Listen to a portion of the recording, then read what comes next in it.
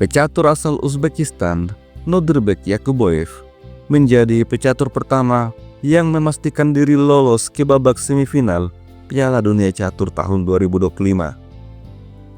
Pada game kedua, Yakuboev berhasil menahan Alexander Donchenko. Pada kesempatan ini, kita akan melihat kemenangan Yakuboev yang membawanya lolos ke babak 8 besar. Ini adalah kemenangan atas pecatur Armenia, Gabriel Sargsyan. Di game ini, akurasi Yakuboev mencapai 97,4%. Permainan dimulai dengan D4. Setelah D5, C4 gambit menteri, Sargsyan menolak gambit, dorongan pion E6, kuda F3, kuda F6, kuda C3, gajah E7, kemudian gajah F4. Sargsyan selanjutnya rokade mengamankan raja, kemudian E3 memperkuat pion, gajah siap keluar. Di posisi ini, Sargsyan mendobrak pion center dengan C5, memberikan dua pilihan kepada Yakuboev. Yakuboev memilih untuk mengambil pion C, gajah makan pion, menteri C2, lalu kuda C6, setelah itu A3, kemudian menteri A5, memberikan pining pada kuda.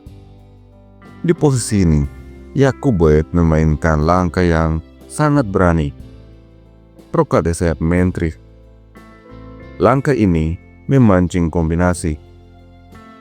Pecatur yang gegabah berani untuk kombinasi, di mana setelah gajah makan pion dan pion makan gajah, menteri bisa makan pion, tapi kemudian menteri diadu. Setelah menteri lari, putih akan unggul secara kualitas. Namun, Sargsyan tentu saja adalah pecatur level Grandmaster. Dia tidak gegabah. Di posisi ini, dia tarik mundur gajah ke petak ke-7. Setelah itu, raja geser B1, lalu A6. Gabriel Sargsyan mulai membongkar sayap menteri. Oleh karena itu, Yakuboev menyerang lewat sayap raja, dorongan pion A4, memberikan serangan balasan.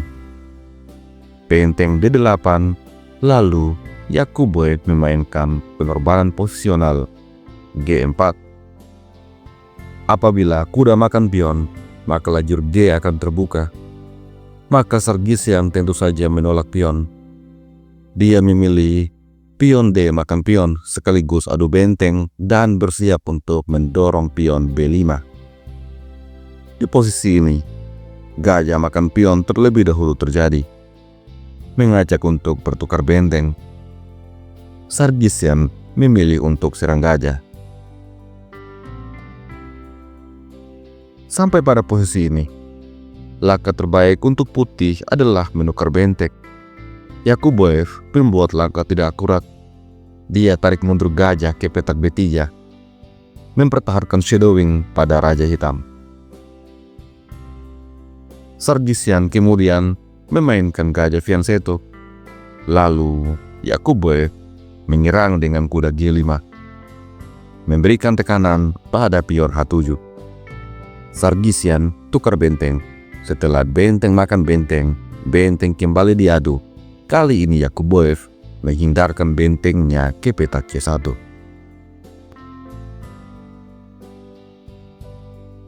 Di posisi ini, Sargsyan menyerang kuda. Lalu Yakuboev mengadu kuda.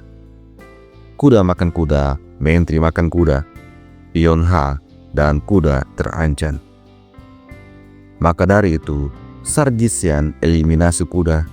Setelah gajah makan gajah, benteng menghindar sekaligus melindungi kuda.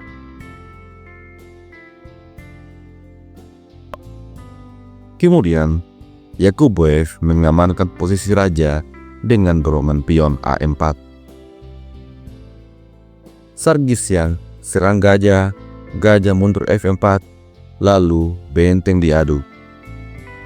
Setelah itu, Yakuboev memilih menteri mundur B3. Benteng kemudian makan benteng, raja makan benteng. Setelah itu, Sargsyan adu gajah, tapi gajah ke petak kedua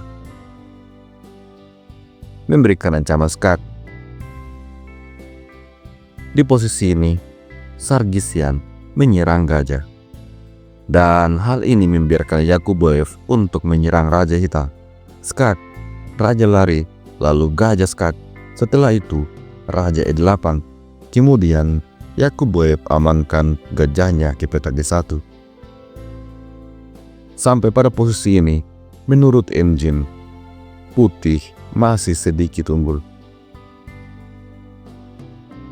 Sampai pada posisi ini, menurut analisa engine, langkah terbaik untuk hitam adalah mendorong pion G4.